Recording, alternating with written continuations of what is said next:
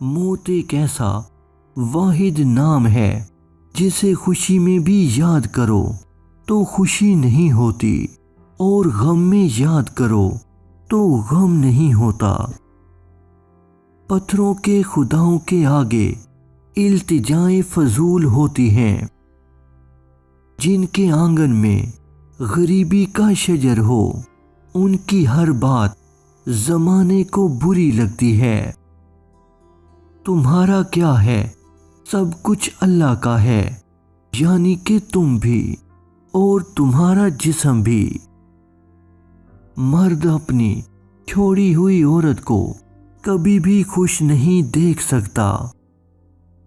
हवा की बेटी खुद तमाशा ना बने तो मजाल है आदम का बेटा उससे खेले।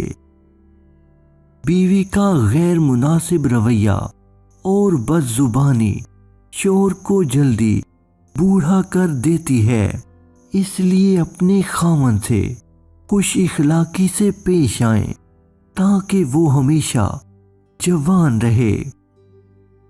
जब लोगों ने कहा आपके बगैर भी अब हमें सुकून रहता है तो हमने उनको नजराना छोड़कर उनके सुकून को मुस्तकिल कर दिया।